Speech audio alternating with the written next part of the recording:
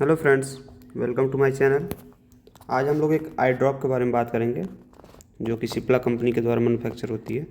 इसका नाम है आई ड्रॉप मॉक्सीसिप एलपी।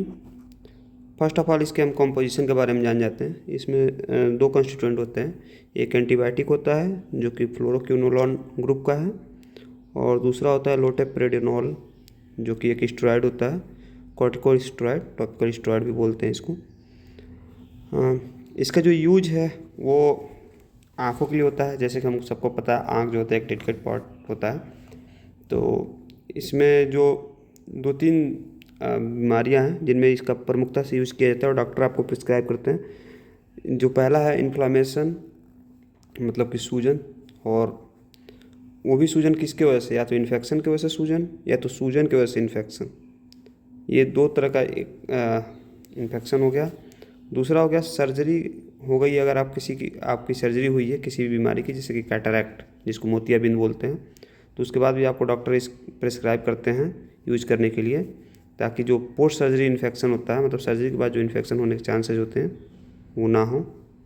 उसके बाद कंजक्टिवाइटिस जो होता है, मतलब जिसको गाँव में बोलते हैं आँख का आना, इसके दूसरे नाम से बोलते हैं इसमें पिंक आई, जिसमें कि कुछ चिपचिपा पदार्थ निकलता है आँखों से और आँखों सूजन हो जाती है, दर्द करता है उसमें भी।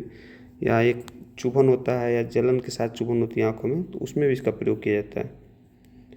अब मोक्सीफ्लोक्सासिन जो इसके अंदर कॉन्स्टिट्यूएंट होता है ड्रॉप के अंदर, जो मेनली एंटीबायोटिक है फ्लोरोक्विनोलोन ग्रुप का, इसका मोड ऑफ एक्शन हम आपको बताते हैं। ये क्या करता है, जो डीएनए का हेलिकल मॉडल होता है, मतलब कि जो बैक्टीरियल डीएनए होता है, तो जिस समय डीएनए रेप्लिकेशन हो रही होती है बैक्टीरियल ग्रोथ के लिए, उसी समय ये उसके हेलिकेट को आगे बढ़ने नहीं देता है और बैक्टीरिया को मार देता है। मतलब कि इसका जो काम करने का तरीका क्या होता है, किलिंग ऑफ बैक्टीरिया, मतलब बैक्टीरिया को मार देता है।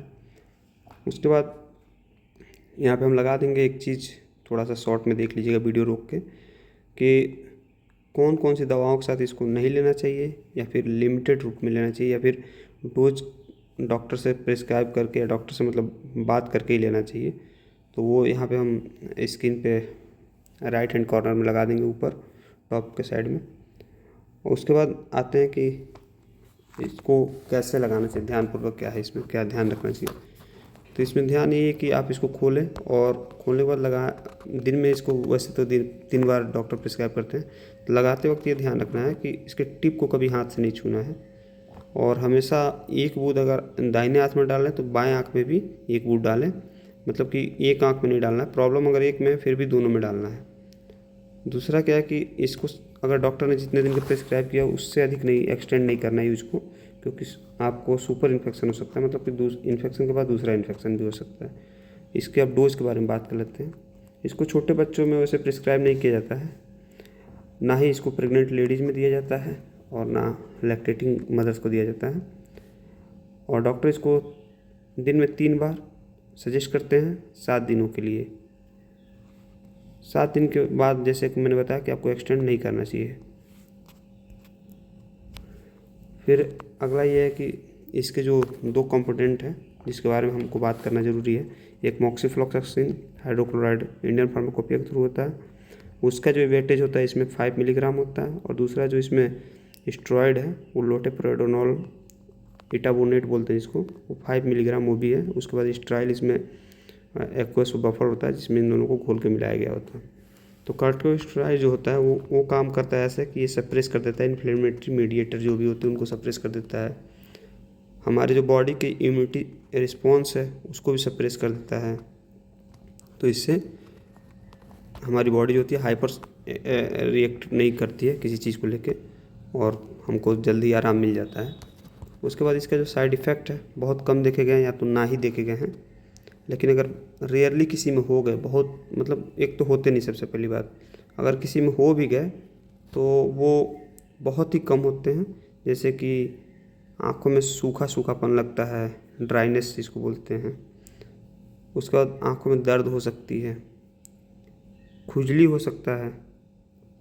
अगर ये परसिस्ट कर रहा है बार बार, या फिर बहुत ज़्यादा परसिस्ट कर रहा है, आँखों में रह ही रहा है जलन या फिर जो पेन है या सूखापन जो है, तो अपने डॉक्टर से तुरंत मिलिए। या फिर उस दवा को तुरंत पहले रोक दीजिए और फिर अपने डॉक्टर से मिलिए, ये ज़रूरी है।